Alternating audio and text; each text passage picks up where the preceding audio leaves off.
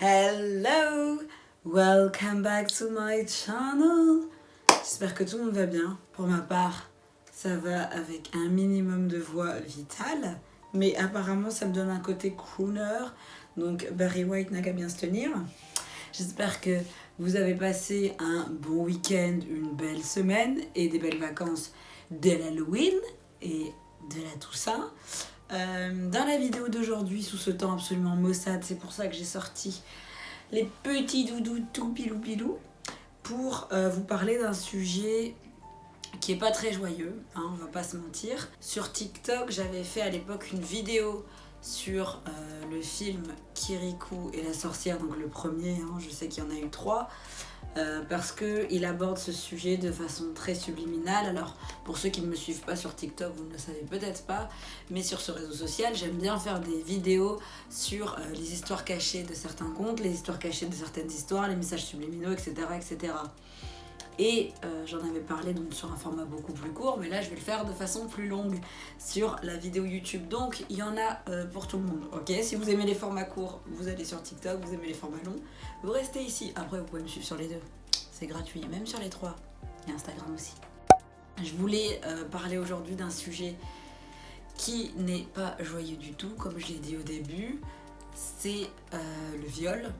C'est quelque chose qui est encore très tabou dans notre société, encore plus dans certaines cultures, encore plus dans certains continents, mais je vais parler de façon globale, donc ça concerne toute personne qui peut être tout simplement victime, homme, femme, peu importe. Et on va déjà essayer de déconstruire le fait que seules les femmes peuvent se faire violer, on sait que c'est faux. Je sais que nous sommes les proies les plus faciles, on le sait, c'est un fait, on nous le dit, on nous l'inculque, mais il faut aussi l'inculquer aux hommes, aux garçons, parce qu'un garçon peut également subir ce type de violence.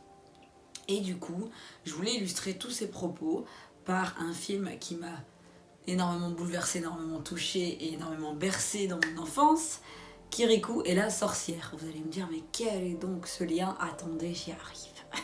On va commencer par la base. C'est un long métrage d'animation qui a été créé en 1998 par Michel Oslo. C'est un film franco-belgo-luxembourgeois. Toujours plus de nationalité les gars. Des musiques absolument délicieuses, notamment par Youssou N'Dour. Si vous ne connaissez pas, pardon, allez-y, allez écouter. Vraiment, pour la beauté des images, pour la beauté de la musique, déjà ce film il est magnifique. Et il est vraiment adapté aux enfants et il est aussi adapté aux adultes parce que comme il y a un double sens, c'est le retour des onomatopées. Kirikou, c'est un petit enfant qui naît tout petit, qui a plein de capacités, il est capable de courir vite, il est intelligent, il est curieux, un peu trop. Son grand-père, c'est le sage du village, hein, on est en Afrique. Et en fait, Kirikou, il pose la question à son grand-père, pourquoi Karaba, la sorcière, est-elle méchante? Et donc, il lui explique qu'elle a subi une agression par des hommes qui lui ont mis une épine dans le dos qui était empoisonnée. Et effectivement, depuis, elle n'a absolument aucune vie autour d'elle, elle a que des fétiches, donc elle a transformé les hommes en fétiches. Les fétiches, je vous mettrai à l'image, c'est des petits objets, des statuettes qui représentent des âmes, des personnes dans la culture africaine.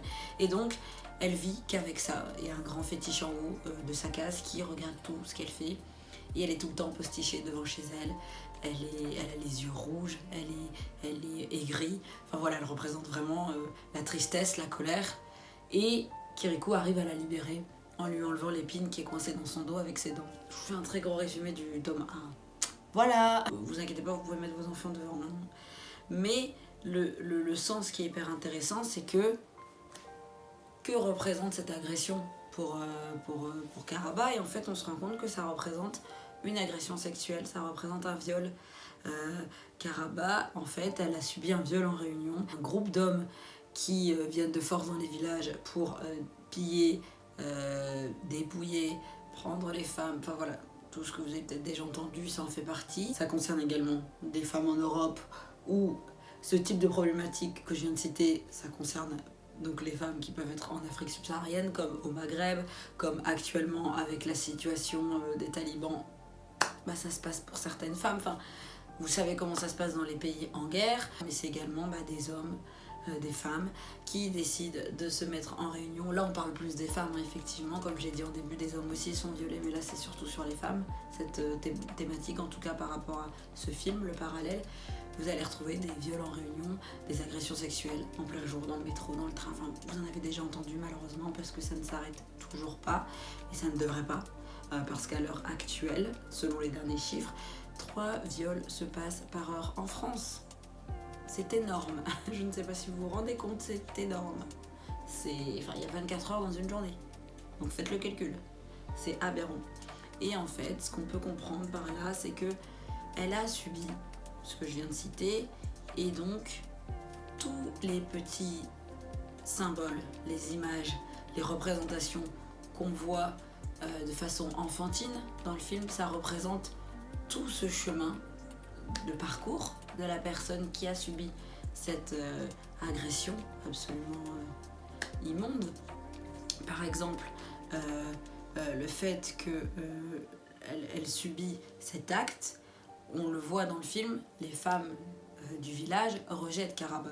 Karaba, de toute façon, sa case, elle est toute seule. Elle n'est pas avec toutes les cases du village, avec les voisines, non, les tantis, tout ça. Non, elle est tout au bout, toute seule, au fin fond. Quand elle passe, les fleurs se fanent. Et les femmes, par exemple, elles ont un sentiment de rejet envers elle. Pourquoi ? Parce que, comme dans la vraie vie, il y a parfois un processus où la femme qui a été victime, elle se sent rejetée, on la rejette, on met en doute sa parole, ça c'est la première étape. On essaye de demander pourquoi, la tenue, etc. Donc on pose des questions pour essayer de justifier. Avec tout ce fonctionnement de rejet, qu'il y a beaucoup de victimes qui se sentent coupables, qui ont l'impression de devoir refaire tout l'historique de tout ce qui s'est passé, en se disant peut-être que si j'avais fait ça, si je m'étais pas habillée comme si j'avais pas été à cette soirée. Voilà, et du coup ça met la victime dans un sentiment de culpabilité, de lui faire comprendre que c'est de sa faute, qu'elle aurait dû agir autrement, et ça la remet absolument pas en place de victime, parce qu'au final c'est l'acteur qui est coupable, c'est pas la victime. Et ça c'est un élément, je trouve, qui est hyper important d'appuyer dans cette vidéo, parce que même quand on pose une question à une victime, quand on l'apprend, quand on remet en question sa parole, lui demander pourquoi elle a été, est-ce que c'est au final la rendre actrice et donc coupable, au lieu de la remettre à sa position de victime, qui peut être compliquée à intégrer, ça y a pas de souci. Mais c'est important de se détacher, parce que déjà on n'est pas à sa place. Donc Karaba, elle se sent isolée par rapport à ces femmes. Les femmes la rejettent. Les femmes savent que Karaba est méchante, donc selon les femmes, c'est Karaba la méchante, donc c'est elle l'actrice, c'est elle qui a pris leur mari, c'est elle qui les a transformés en fétiches. Mais on se pose pas la question de pourquoi on en est là, on va pas plus loin. Il y a tout ce côté, parce que c'est une très belle femme, Karaba. Il y a la jalousie des femmes, elles ont des physiques totalement différents, donc on appuie aussi là-dessus. Elle a de l'or, elle a des bijoux, on essaye de l'accabler, de l'accuser, donc encore une fois, on twiste sur le fait que c'était une victime, on essaie de la rendre actrice de tout ce malheur, de tout ce qui lui arrive finalement. On a également au niveau de Karaba le grand fétiche qui fait absolument peur dans ce dessin animé. Il a les gros yeux rouges et il regarde partout. Il arrive à scruter même les fourmis. Des fois il y a des plans dans le dessin animé, on voit, il arrive à scruter les fourmis. Et c'est là où c'est hyper intéressant, parce qu'encore une fois, ce fétiche, c'est le parallèle avec la vigilance. Une femme victime de violence et sur ses gardes en permanence après une agression, je veux dire. La femme victime de violence qui doit reprendre le métro, reprendre la route où elle s'est fait agresser, reprendre son train de vie quotidien, alors que voilà, elle a subi des douleurs, elle a subi plein de choses, et elle va être sur le qui-vive, elle va avoir peur qu'on la suive, elle va avoir peur qu'un homme l'aborde, elle va avoir peur de tout ça. Ce fétiche, il représente exactement cette vigilance et cette méfiance envers autrui, et notamment envers les hommes. Même dans le 3e film, Karaba ne décide pas de parler de ce qui lui est arrivé. Elle est absolument muette et secrète sur son passé, parce que c'est quelque chose de difficile, de douloureux à porter, et même si elle est sur un chemin de guérison, c'est des événements qu'elle n'oubliera jamais. Également, le parallèle avec les fétiches par rapport à son agression, c'est le fait que les fétiches représentent les hommes. Donc, elle décide de les rendre objets, comme elle a été objet. Parce que lorsqu'on est victime d'une agression, on se sent dépossédé, on se sent sali, on ne sent plus son corps, on ne se sent plus s'appartenir. C'est très compliqué de redécouvrir son corps, de se le réapproprier parce qu'on vous l'a volé. On vous a volé une partie de ce corps pendant un certain temps et parfois pendant des années parce que ça, on n'a pas dit que ça durait qu'une fois. Donc, le fait de pouvoir rendre ces hommes objets en tant que fétiche, c'est elle qui reprend le contrôle. Moi, j'ai subi ça. J'ai été l'objet, j'ai été la victime, vous allez être mes objets, c'est moi qui aurai le dessus sur vous, comme vous avez pu avoir le dessus sur moi. Et là, je vais tout de suite rebondir. Avant même ça, on a le principe de généralisation. Comme dans beaucoup de types d'agressions et de violences qui peuvent nous arriver au quotidien, sans aller jusqu'à ce niveau-là, mais même en général, vous allez vous faire voler par un type d'individu, vous allez vous faire tromper par un type d'homme, vous allez vous faire agresser par... Et vous allez dire tous les hommes sont... Tous les nananas sont, et c'est exactement ce qui se passe. Elle, c'est une poignée d'hommes, ça ne représente pas tous les hommes. La preuve, Kirikou est un homme bon, mais en tant que victime, évidemment, le premier réflexe, c'est la généralisation. Et on n'est pas là pour blâmer les victimes, on n'est pas là pour blâmer les personnes qui fonctionnent comme ça. Ce qui fait que Karaba se dit, ok, les hommes en général, les hommes avec un Z, les hommes ont fait ça à ma personne, moi, je vais leur rendre l'appareil à tous les hommes. Et donc, tous les hommes du village, même s'ils ne sont pas concernés, je vais le faire. Et vient ce petit homme, ce petit être qui ne veut pas s'arrêter à la réputation de Karaba. Et je trouve que ça aussi, c'est très très beau dans ce film.